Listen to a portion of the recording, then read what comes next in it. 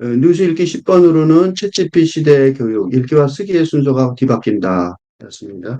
그러니까 이 사고가 게을러진다라고 말하는데 그게 아니라 사고의 모두가 양상이 달라졌다, 형식이 달라졌다는 거고 성성 A로 격차가 해소되는 게 아니라 사회의 전체적 격차가 벌어질 수 있다는 거고 그 다음에 맞춤형 교육 철학이 고민이 아닌 퍼포먼스, 그러니까 맞춤형 교육 철학을 찾아야 되는데 그게 아니라 퍼포먼스형 교육관이 된다는 거예요. 여기서 내가 하나 먼저 붙이고 싶은 거는 요거예요. 두 번째 거.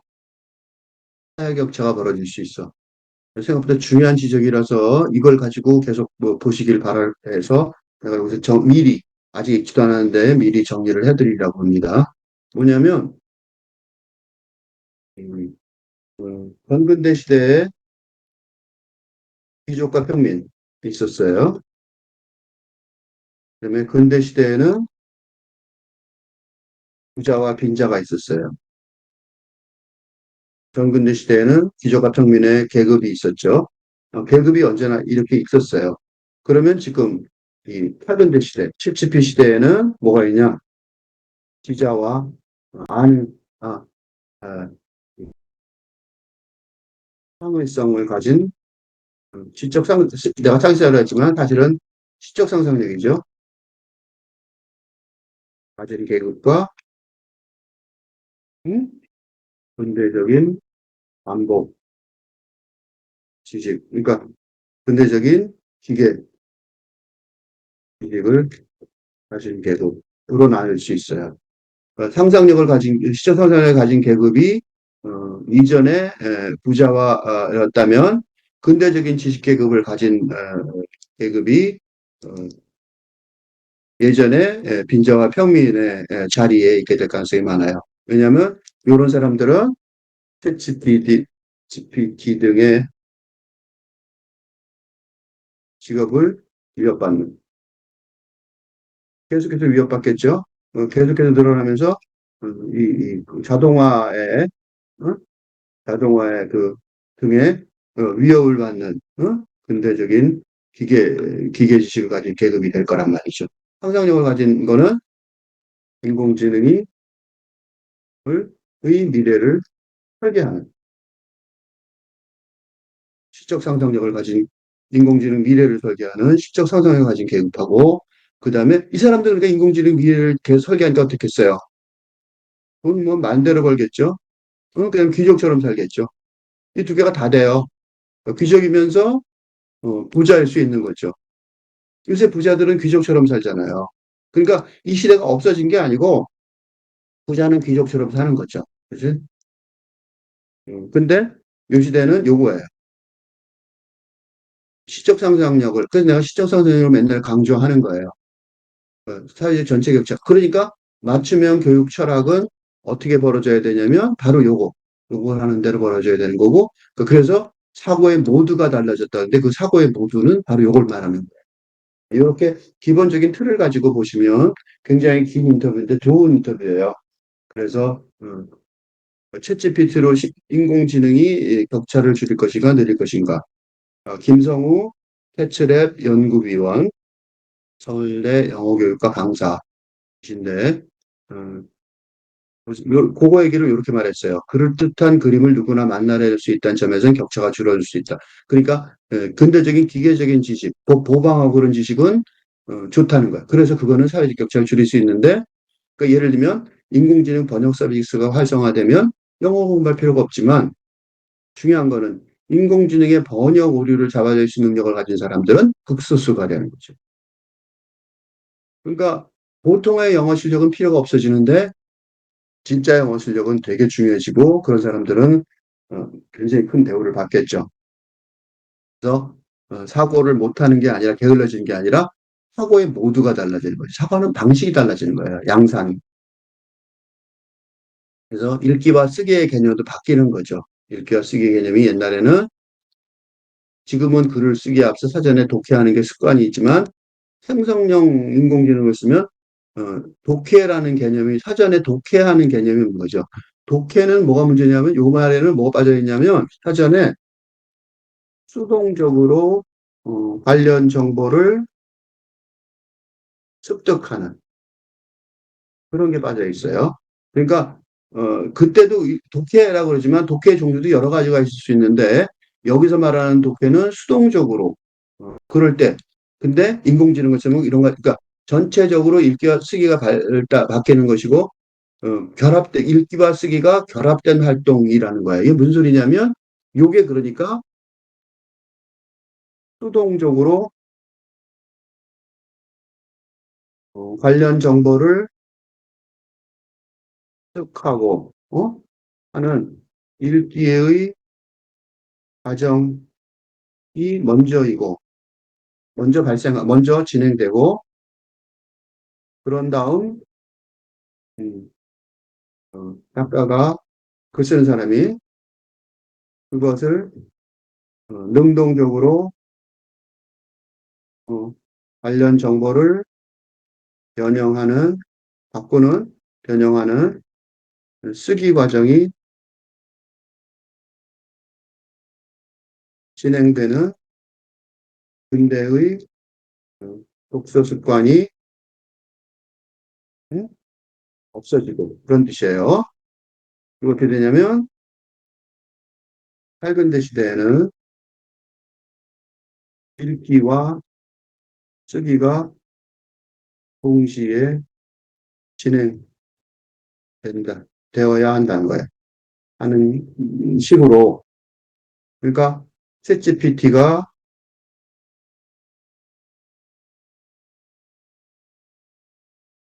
정보 수집의 읽기 과정을 어? 대신해 주므로 읽기가 단순한 정보 수집이 아니라 수많은 쉽게 얻을 수 있는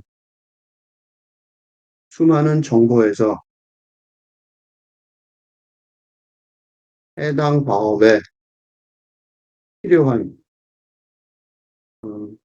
첩보라고 그래요. 이런 걸 뭐 첩보, 인텔리전스, 해당 과업에 필요한 정보, 인포메이션이라고 해요. 달라요. 을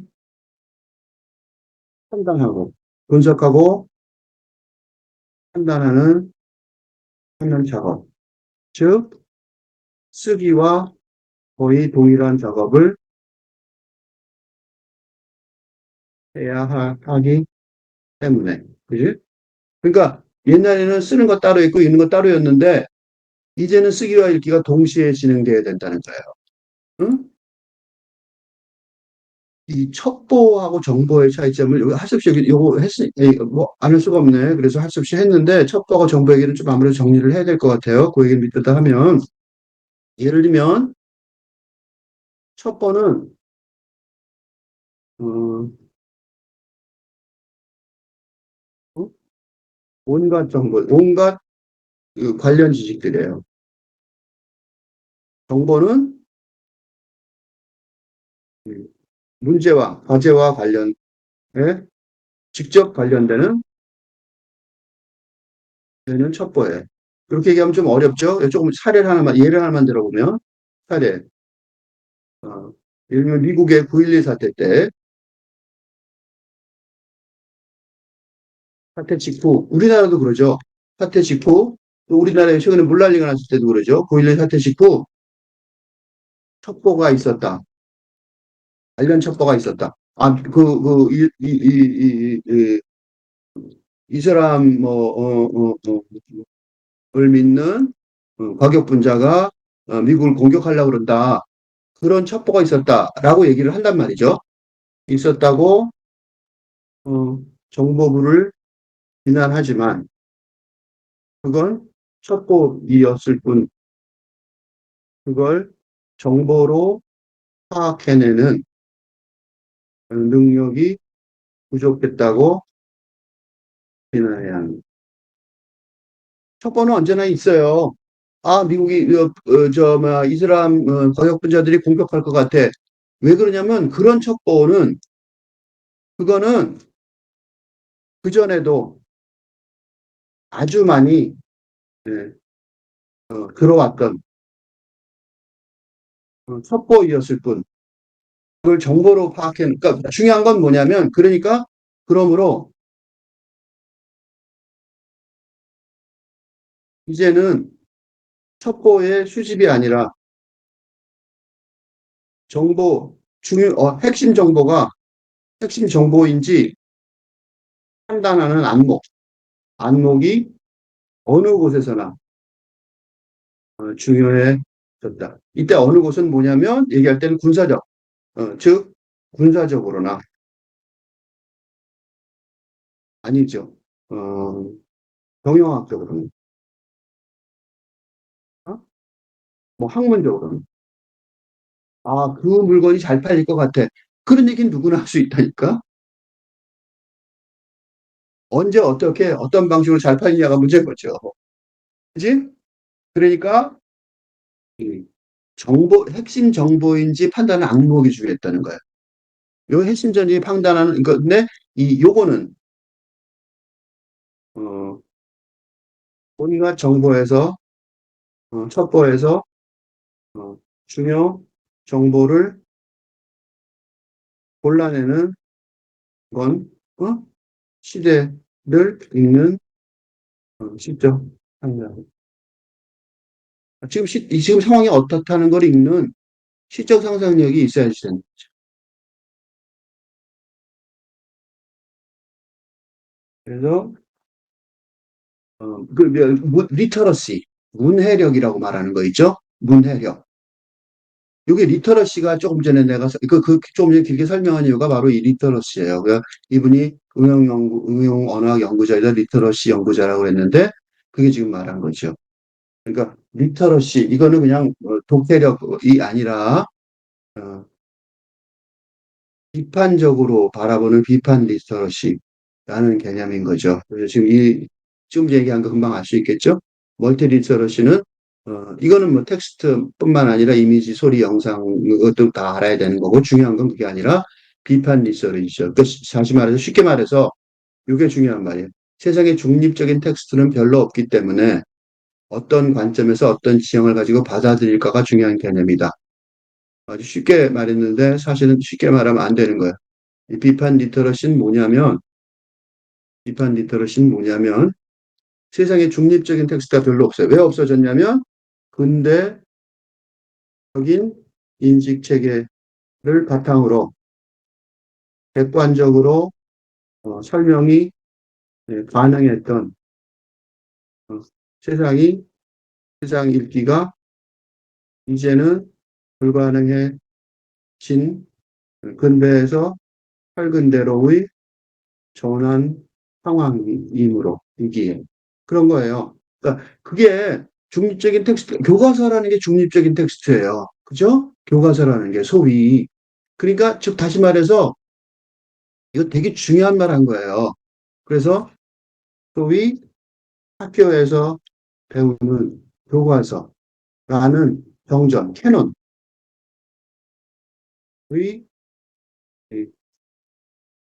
없다고 봐야 하기 때문에. 응? 이게 지금 학교에 관한 교육에 관한 내용이잖아요. 그러니까 교과서라는 정전이 없다라고 봐야 되는 거예요. 이게 되게 중요한 말인데 설정 넘어갔어요. 교육에 관한 문제면서. 그러니까 그래서 비판 리터러시가 중요한 거예요. 그래서 최근에 문해력이 중요하다고 말하는 이유도 문해력이 뭐냐면 그냥 단순하게 뭐 이거 뭔지 알아 라는 얘기가 아니라 이런 판단을 할 수가 없는 거죠. 객관적으로 설명하기가 불가능하니까. 그지? 그러니까 문학이 없다고 쉽게 비판할 수가 없어요. 이런 훈련을 안 받았는데 어떻게 비판을 합니까? 그죠?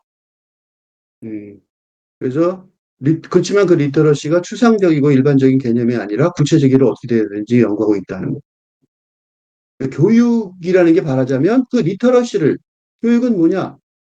그 리터러시를 배우고 가르치는 활동인 거죠. 세상 읽기. 그죠? 세상 읽기, 문해력을 배우는 거예요. 그러니까 중요한 거는 지식을 소화하고 이를 바탕으로 무언가 판단하고 생산하는 능력이죠. 이게 바로 인공지능의 능력일 텐데, 인공지능 할 때도 당연히 지식을 소화하고 이를 바탕으로 생산하는 능력이죠. 앞에서 설명을 내가 했기 때문에. 눈을 보면서 지나가겠습니다. 교사들은 아직 이번에, 뭐, 교사들이 지금 문제가 아니에요. 전체가 다 모르는 것 같으니까. 이건 다 나중에 찾아볼 수 있으니까 쭉 보시고, 나는 나중에 다시 읽는데 중요할 것만 해줄 거예요. 챗GPT가 지금 결국 문제가 안 되는 건 처음이지만 네이버나 카카오가 대문에 걸어놓으면 쓸 수밖에 없는 거죠. 치면 바로, 요새 아주 컴퓨터로 치면 바로 튀어나오더라고요. 앞에 빙이. 그러니까 교육 현장이 삽시간에 퍼지겠다. 애들도 컴퓨터로 치면 거기 나오니까 숙제할 때 거기다 대고 탁 치겠죠? 그러니까 준비가 어떤 준비가 필요하냐? 준비가 필요한데 그렇지만 어떤 준비가 필요하냐가 문제가 되는 거예요. 그죠? 그런 문제가 아직 정확하지 않다는 거예요. 그거는 준비에 대해서 설명을 여기서 했는데 그거는 사고의 모두가 달라진다고 생각하는 거죠. 어? 기존에 하는 방식은 전혀 다른, 그죠? 그러니까 과거에, 보세요. 여기서 중요한 말이 이거예요. 이거예요. 이거예요. 그러니까 그렇게 되면서 이런 교육을 받으면 인공지능을 저쪽으로 활용해 글을 쓰는 세대는 글쓰기에 대한 감이 완전히 바뀌게 되고 기성세대와 안 통하게 되고 서로의 리터러시를 이해하기 못 되는 상황이 일정 부분 있을 것이다. 이런 식으로 모호하게 얘기해서 내가 이거 설명을 아까 이런 식으로 일반적으로 설명을 하시는 거죠. 근데 이 어, 김성우 연구위원은요, 교수님은 근데 이게 아니라 이 팔근대적 사고 체계와 근대적 사고 체계의 리터러시 문해력의 개념이 완전히 다르다. 완전히 달라요. 팔근대 그 사고 체계하고 근대 사고 체계의 리터러시 개념이 완전히 다른데 어떻게 다르냐면 우리가 중고등학교 때 배운 근대적인 문해력은 우리 경우 어? 교과서 어, 에서처럼 기존의 인식 체계가 확립되어 있고 되어서 응? 객관적인 분석과 시험 보잖아요. 어? 입시 시험 등 평가가 가능하리라고 전망하지만 응? 팔근대적인 문해력의 상황에서는 그죠? 아까 얘기한 것처럼 아까 보여준 거 한번 다시 볼게요. 요거 세상에 중립적인 텍스트는 별로 없기 때문에 어떤 관점에서 어떤 지형을 가지고 받아들일 것인가 중요하다. 중요한 개념이다. 요거 되게 중요한 말이에요. 요게 그 탈근대 시대의 개념이에요. 다시 돌아가서 보면 여기서 보면 이제 여기서 보면 알 수 있어요.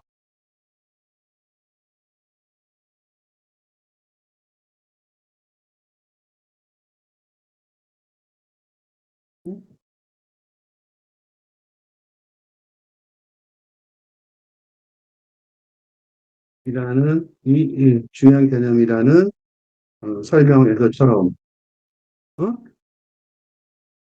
기존에 중요한 중립적인 텍스트가 없는 거죠. 근대적인 것처럼 그죠?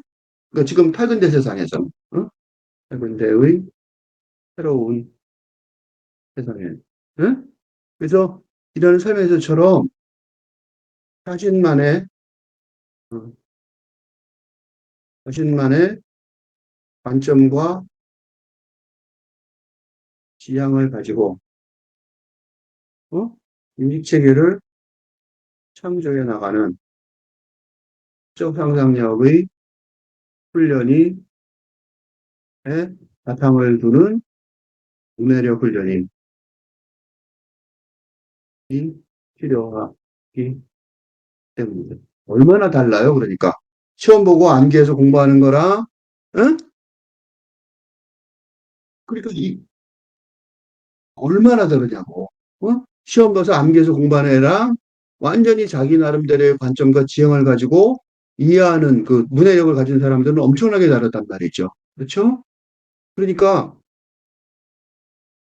이렇게 정교하게 내가 원하는 의도와 방향대로 글을 수정해낼 수 있을지, 이거 그냥 단순하게 그냥 수정하는 게 아니라 이런 식으로 상상력을 발휘해서 수정해야 되는 거예요. 이게 어떻게 될까요? 글쓰기, 읽기와 쓰기의 개념이 어떻게 변할까요? 왜냐면 어떤 학생들한테 학생제 보고서를 쓰라고 그랬다면은 검색부터 해보고, 근데 수십 명 중에 한두 명은 또 열심히 가서 도서관 가서 책 찾아보고, 논문 읽고 책 찾고 검서해서 종합해서 언어를 읽고, 그 다음에 쓰는 거죠. 사전에 독해하는 거예요. 수동적으로 독해하고 능동적으로 쓰고. 근데 인공지능으로 하면 이런 과정 자체가 필요 없어지는 거죠. 응? 이게 근대적인 학습 방식이라면, 과정에, 어? 수동적 읽기와 플러스 능동적 쓰기. 그지? 이랬단 말이죠. 이게 근대적인 학습 과정이었었어요. 지금은 이 자체가 막 없어진 거예요. 쓰라 그러면 답부터 나오는 거죠. 읽기부터 시작하는 게 아니라 쓰기부터 시작하게 되는 거죠. 읽을 필요가 없는 거죠. 그러니까 이 밝은 챗GPT 학습 과정은 읽기와 쓰기의 동시 진행인 거죠. 지금 어디서 이거 하고 있어요? 지금 내가 하고 있잖아. 이 모델을 지금 내가 보여주는 거예요. 어? 지금 이 교수의 뉴스 읽기가 시리즈가 어, 모델로 보여주는 작업 과정 자체가 어? 탈근대적인 학습 과정의 음, 모습. 내가 지금 그래서 일부러 여러분들한테 보여주고 있는 거예요. 읽으면서 내가 어떻게 해요? 그냥 읽지 않죠. 지금 뭐하고 있어? 그런 생각이 드는 사람들이 있을 텐데, 뭐하고 있는 거냐면 쓰기도 동시에 하고 있는 거예요. 나중에 쓰는 게 아니에요. 나중에. 그러니까 전에는 어느 정도 조사를 한다 쓰기 시작했기 때문에 이제는 바로 쓰기로 가는 거죠. 지금 내가 바로 쓰기 하고 있잖아. 지금 바로 쓰죠. 쓴 다음에 결과물에서 무엇을 읽을지 보게 되고 읽는 것도 요약본을 그러니까 그냥 전체적으로 읽기 쓰기가 바뀌는 것이고 읽기와 쓰기가 분리된 활동으로 인식하지만 결합된 활동으로 응? 변하게 되는 거예요. 앞에서 얘기한 것처럼 거기서 내가 표시하는 중요한 것만 하려고 그래요. 아까 이게 그거예요. 우리 사회가 우리에게 오는 정보 양이 좀 많다. 그렇게 많은 정보를 받아야, 그러니까 이게 정보가 아니라 요때 조심해야 되는 게, 그래서 내가 여기서 첩보와 정보를 얘기한 거예요. 요거는 그 많은 정보가 아니라 이땐 첩보라고 말해야 될 것 같아요. 그죠? 첩보. 인텔리전스. 인포메이션이 아니라, 첩보를 받아들여야만, 아니죠. 하루 종일 책 읽고 뭐 많이 하잖아요. 하루 종일 요거다. 요게 뭐냐면, 책을 안 읽는다가 뭐냐면, 요거는 뭐냐면, 제대로 된 정보를 못 찾아낸다는 거죠. 제대로 된 정보를 못 찾는, 찾아내니까. 이렇게 말하는 거예요. 그러니까 일 시켰더니 뭐 아무것도 못 해내는 거죠. 일을 아무것도 못 하는 거예요. 왜 못하냐면 정보를 못 찾으니까. 그렇지만 하루 종일 채팅을 읽고 웹소설을 쓰고 읽고 읽는 등 읽기를 안 하는 게 아니다. 이때 읽기는 어, 수많은 첩보를 접하려고 노력하는 과정 이라는 거예요. 안 하는 게 아니라 첩보를 뭐 별별 걸 다 해요. 그래갖고 쓸데없는 걸 다 찾아보는 거죠. 하루 종일 핸드폰을 들여다보고 있는 사람들 많죠. 근데 그거는 중요한 정보를 못 찾아내는 게 중요하지 않죠.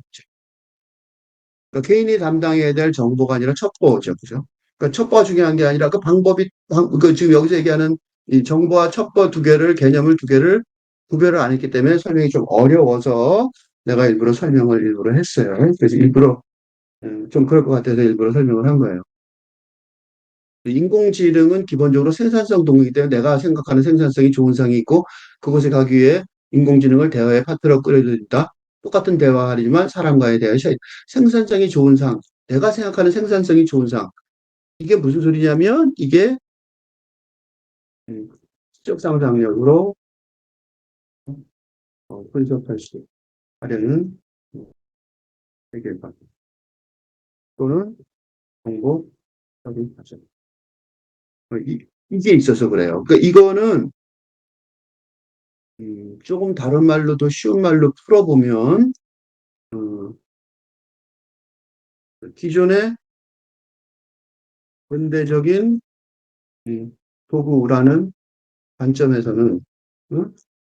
그지? 생산성 기본적으로 생산성 도구라고 그랬잖아요. 근데 근대적인 도구라는 관점에서는 응? 정해진 미리 미리 정해진 작업의 어, 룰이 있고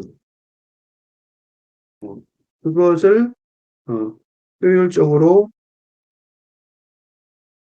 반복하면 생산성이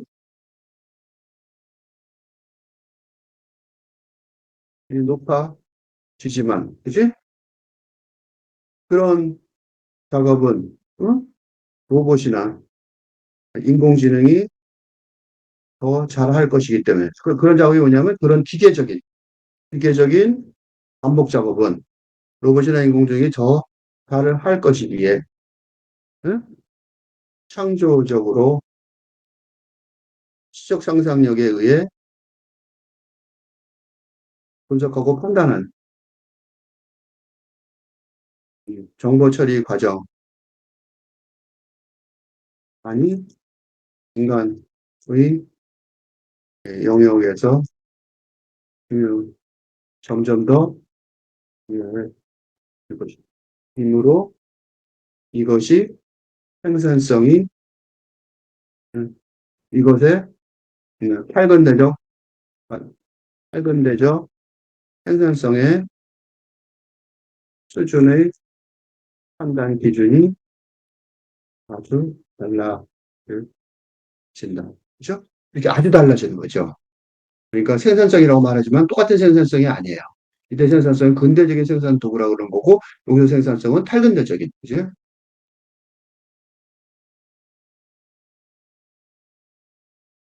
이런 식으로 여기서 말하는 것 같고, 요거는, 근데 지금 내가 생각하는 그거는, 탈근대적인, 응? 응? 탈근대적인, 탈근. 전혀 다른, 차원이 다른, 완전히 두 개가 다른 세상을 말하는 거예요. 이게 똑같은 단어 생산성이라고 썼지만.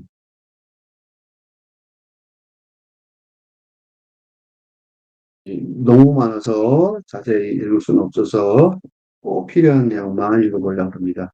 그러니까 생산성을, 인공지능을 하장 과제를 낸다면 어떤 점이 유의될까? 기술 활용은 본능에 가깝다. 이걸 막을 수가 없다. 그렇죠? 손으로 쓰다가 타자기로 쓰는 거를 막을 수 있어요? 그건 알 수가 없단 말이죠. 중요한 건 뭐냐면 기술은 중립적이지 않다는 거죠. 어? 문제는 여기 기술이 단순히 우리를 편애해 주는 거 아니라 그 기술이 사회에 들어왔을 때 이면에 혹은 그 밑에 얼마나 많은 그 걸려 있는지 총체적으로 보는 것이 교육자료의 첫 번째 목표다. 이거 중요한 말이에요. 왜 중요한 말이냐면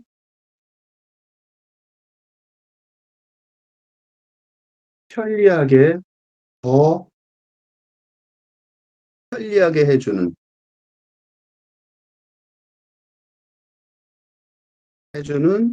기술의 도입 과정도 아주 많다. 예를 들면 그러니까 이거는 뭐냐면 이렇게 말할 수 있는 건 뭐냐면 더 편리하게 해주는 기술의 도입은 뭐냐면 현대적인 도구예요. 그지? 예를 들면 세탁기나 냉장고 같은 근대 사회 시스템을 공고히 하고 공고히 하는 기술들은 공고히 하는 그 기술은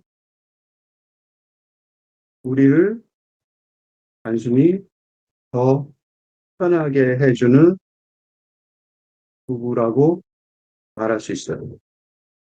왜 이렇게 말하냐면, 왜냐하면, 챗 GPT, 등 인공지능은 현대적인 기술 세계의 차원을 넘어서기 때문이다. 즉, 근대적인 기계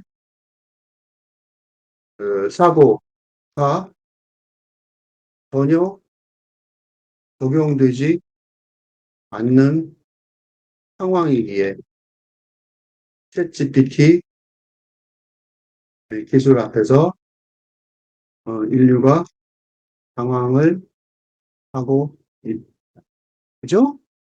그러니까 그러므로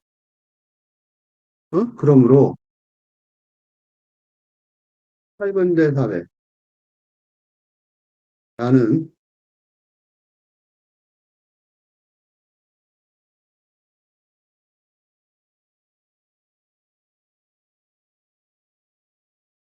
전혀 새로운 세계관이 그 교육, 응? 이 총체적으로 본다는 게 그 소리예요. 응? 새로운 총체적인 세계관, 응? 여기로 혁명적으로 변한 세계관이 총체적이며 혁명적으로 변한 세계관이 응? 새로운 8근대 교육의 교육과정 수립에 어, 전혀 새로운 교육과정을 만들어야 되는 거죠. 수립에 가장 많이 고려해야 할 사안이다. 라고 말할 수 있어요. 단순히 기술이 들어올 때 우리를 편하게 하는 도구가 아니라, 근대적인 기술이면 그렇죠. 그런데 이 기술이 사회에 들어왔을 때 혹은 이면 그 밑에 얼마나 많은 이슈가 걸려 있는 총체적으로 보는 것. 이렇게 말하는 이유는 이게 어, 그 이게 완전히 새로운 세상이 왔다는 거예요. 혁명적으로 변한 세상이라는 거죠. 그만큼 그러니까 인간이 지금 하던 그 공부하던 기본적인 방식이 아닌 거죠. 그러니까 편하다가 아니라, 그지? 그래서 편하다가 아니라가 말이 되는 거예요. 근대적인 인공지능 활용을 편한 데 쓸 수도 있어요.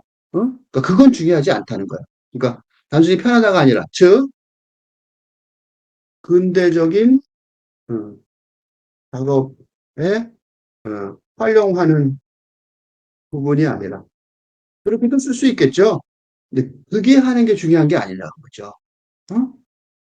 편하다. 그런 걸 하도 안 중요하다는 거예요.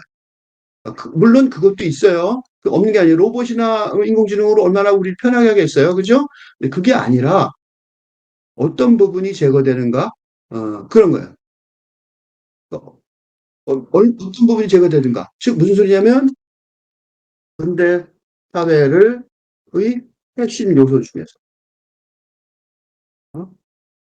인공지능을 통한, 그로 인한 8근대 사회에서 없어진. 음. 그러니까, 근대사의 핵심 요소였던 것들이 없어지게 되는 거예요. 이게 문제인 거죠. 이건 심각하잖아요. 그러면 왜 문제냐면 이게 응? 현재의 교육 과정에서 응? 주로 배우고 있는, 학습하고 있는, 학습하고 있는 목표가 되는. 열심히 배워봐야 이게 이제 없어지니까 이거는 심각하죠. 열심히 배워봐야 무슨 소리냐 이거야. 그래서 요새 공부한다면 허무한 느낌이 드는 이유가 그게 있는 거예요. 그래서 성찰을 할 수 있는 과제라고 말한 이유가 바로 그런 거죠. 그러니까 기존에 있는 교육 방식으로는 안 된다는 거예요. 영어 번역. 그래서 영어 공부가 없어지는 시대가 오지 않을까라고 질문을 했는데 어느 정도는 그렇다고 말해야겠죠. 어느 정도는. 근데 중요한 거는 대부분은 인공지능이 해결할 수 있겠죠. 근데 그래서 영어 수장의 수요는 위기겠죠. 근데 그렇지만 다르게 보면 기회라고 말할 수 있다는 거예요. 요게 문제예요. 위기라고 말하는 건 누구고 기회라고 말하면 누구냐 이거죠. 이게 내가 맨 앞에서 설명한 그, 앞으로 다시 가보면, 이제 요 사람들한테는 어떻게 되겠어요? 기회고, 요 사람들한테는 위기겠죠. 어? 이것도 똑같은 말이에요, 영어도. 그러니까 영어만을 말했지만, 영어만 그렇게 말하는 게 아니에요. 어? 영어만 그렇게 말하는 게 아니라 거의 모든 게 다 그래. 그러니까 영어로 된 정보가 중요하고, 굉장히 많은 정보죠. 그 첩보죠. 이때 여기도 굉장히 많은 첩보죠. 첩보를 받아갖고, 그 중에 이 첩보를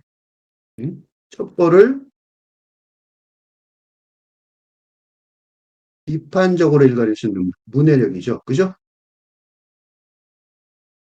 문해력이죠. 그죠?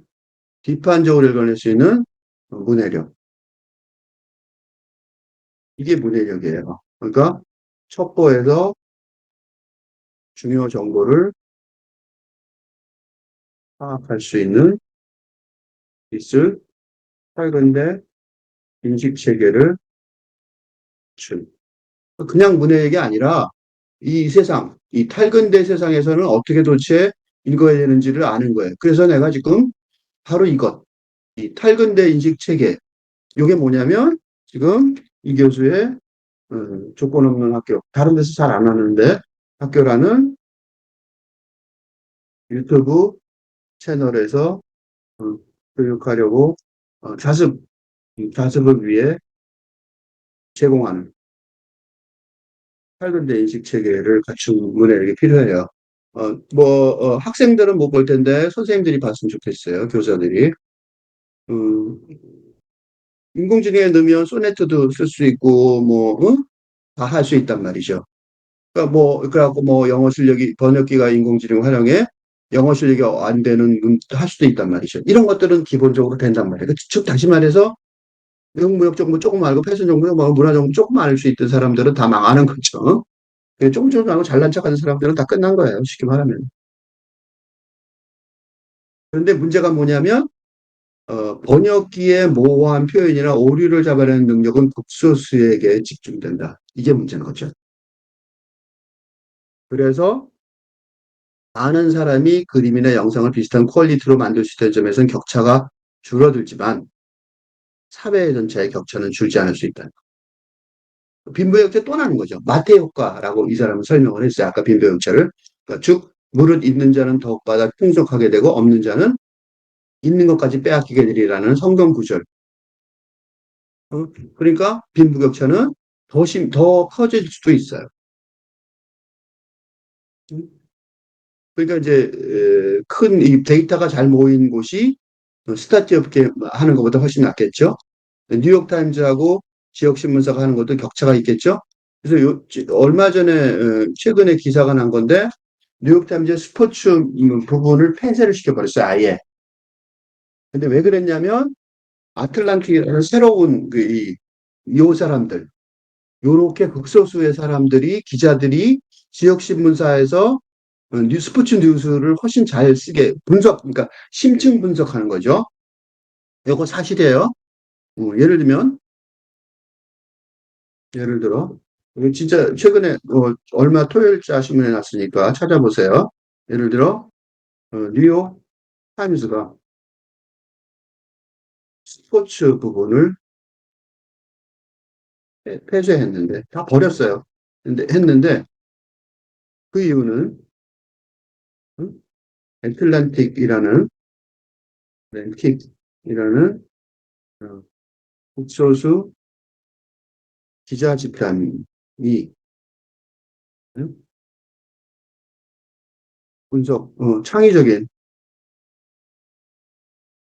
창의적인 분석 기사를 음,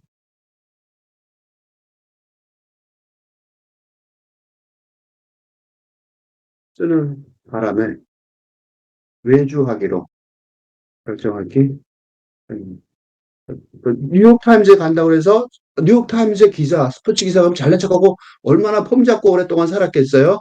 근데 하루아침에 잘리는 거죠. 왜 잘리냐면 이 극소수 기자 집단이 창의적인 분석 기사를 쓴다는 거예요.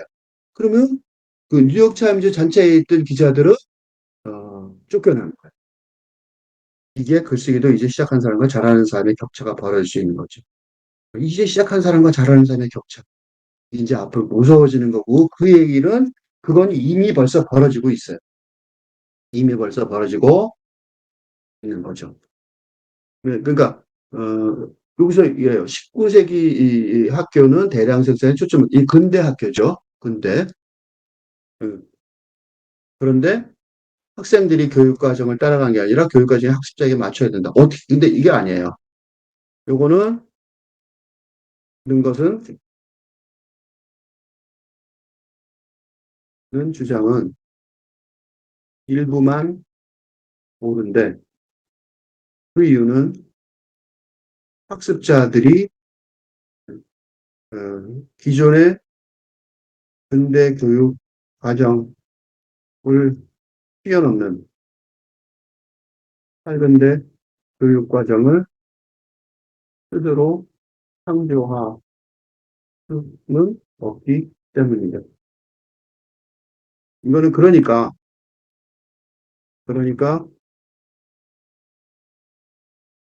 이게 되게 웃기는 얘기예요. 이런 얘기 참 많이 해요, 대책으로. 대책을 많이 하는데 이거 너무 진짜 한심한 얘기인 게, 그러니까 새로운 시대의 교육을, 인데, 그것도 혁명적으로 변화하는 교육 과정인데, 학습자가 알아서 찾아서 공부하라는 아주 무책임한 교육 철학일 뿐이다. 그런데 이런 지식인 사회의 접근법이 만연한 게, 만연한 게 더 문제다. 어디서 그러냐면, 환경, 기후위기의 어, 문제 앞에서 새로운 경제 어, 전략 등 최근대 시대의 체계를 확립하는데 지식인 사회가 집중해야 하지만, 어, 재활용 교육 등 일반인, 일반 대중이 알아서 대처하라는 식으로 대책을 제시하고 있을 뿐이기 때문입니다. 이 환경 문제는 더해요. 어? 어떻게 세상이 바뀌어야 되는지에 대해서 연구해야 되는데 그런 건 없고, 그래서 그런데 더 큰 걸 놓치고 있다는 생각이 든다. 맞는 소리예요. 그러니까 철학적 문제로 접근하기보다는 그 철학적 문제가 뭐냐, 그거에 대해서는 언급을 구체적으로 안 했지만, 나처럼. 그렇지만, 문제의식은 굉장히 정확해요. 그래서 기본적으로 그 부장관은 기술과 만남을 통해 교육 문제가 해결될 수 있다고 생각하는데, 전혀 아니죠. 더 중요한 거는 지금까지처럼 서구, 선진국의 모델을 모방하거나 적용하는 식으로 정책을 펴나가기가 어려울 것이다. 왜냐하면, 왜 그러냐면, 걔네들이라고 해서 미안해요. 서구 세계가 더 모를 가능성이 많아요. 서구 세계는 근대적인 음, 비하급수적 경제성장 모델의 원천이기에 혁명적으로, 자성하는 음, 반성의 방안이 더 어려울 것이기 때문입니다. 그러니 이제 한국이 새로운 8군대 교육의 모델을 선도적으로 창조해 나갈 수밖에 없으며, 그러므로 어, 김성우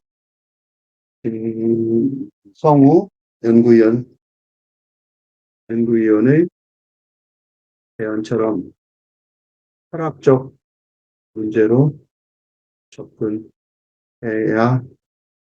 할 것이다. 이게 그냥 단순히 방법론으로만 해결할 수 있는 문제가 아닌 것이 어, 이렇게 해나갈 수밖에 없으니까 철학적으로 접근해야 되는 거예요. 어? 이게 이제 이런 식으로 설명을 하면 좀 더 설득력이 있었겠죠. 거의 끝나갔어요. 어, 그러니까 마침내 교육의 문제가 아니고 전반적인 철학과 사회 구조의 문제라고 말한 거죠. 내가 설명을 많이 했을 때 이제 안 하고. 이게 변혁적 역량이라는 것도 세상이 바뀌는 거의 역량이고 새로운 가치를 창출하고 요게 새로운 가치 창출이 그런 거죠. 그다음에 다양한 사회에서 일어나는 긴장이나 딜레마를 중재할 수 있는 능력. 왜냐하면 시대 전환의 상황이니까. 그치? 근대에서 밝은대로의 전환 상황에서 근대적 양의경의 처지가 많이 발생하니까. 그치? 그래서 당연히 난경의 상황이 많이 발생하니까 다양한 상황에서 긴장이나 딜레마를 중재할 수 있는 권력이 필요하고 새로운 가치는 당연히 새로운 시대 때 필요하고 책임이 필요한 거죠. 공동체와 사회를 이게 트랜스포메이션이라는 단어를 썼는데 트랜스포메이션을 할 수 있는 이건 이제 트랜스포메이션이라는 단어에 대한 약간 유감인데 그 개혁,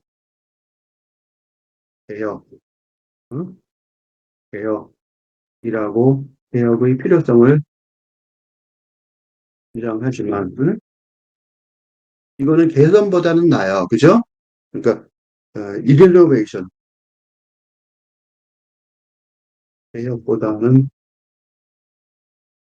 리노베이션은 개선이죠. 그러니까 그 기존의 체제의 일부만을 수정하는 개선보다는 더 많은 변화를 요구하는 것이지만 트랜스포메이션, 개혁의 필요성, 개혁의 전략만으로는 음? 만으로는 근대에서 밝은대로의 혁명, 리볼루션에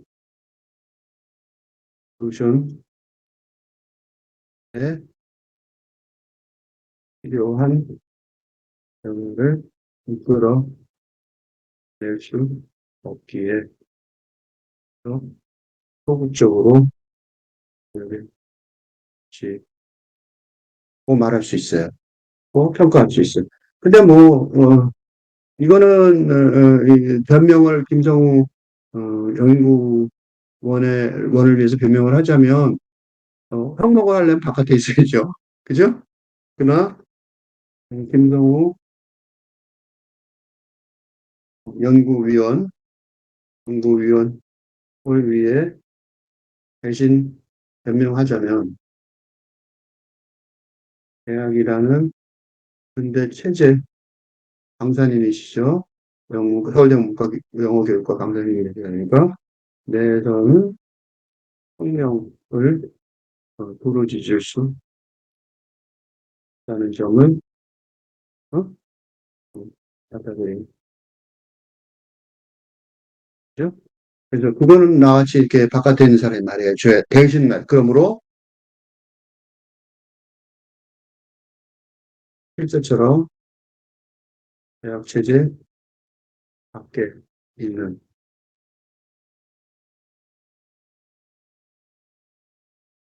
의견들이 크게 해야 할 대신 말해주는 거죠. 그래서 대신 맞았다고 내가 이렇게 하는 거예요. 이 맞춤의 경우 환상에 가깝다. 환상이라고 말했죠. 진짜 환상이에요.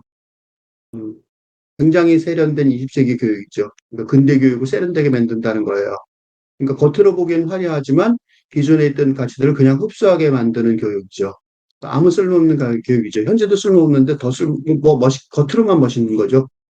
어, 그래서 기술의 적용보다는 더 큰 사고의 프레임 전환이 필요하다라고 말하고 있어요. 혁명이라고 말할 수 있는데 뭐 개혁까지 말했으면 됐죠. 혁명이에요, 사실은. 미래 교육은 맞춤형 인간이기 전에 맞춤형 학습이기 전에 맞춤형 인간 시스템 구조가 돼야 된다. 그죠? 살근대 교육이 되는 거예요. 마지막으로 할 말이 뭐냐?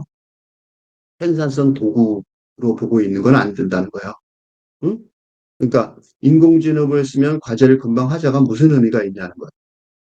응? 숨쉴 공간과 멍 때릴 시간 이런 건 뭐, 그지? 사회적으로 빈부격차 이것도 그냥 더 중요한 건 이게 아니라 생산성이라는 이거의 도구에만 초점 두는 게 아니라 이게 혁명적인 상황이라는 거 그게 더 중요하다는 건데 이제 결론적으로 그렇게까지는 말하기가 좀 음, 모르겠어요. 나 좀 영감하지. 굉장히 점잖게 말씀하신 것 같아.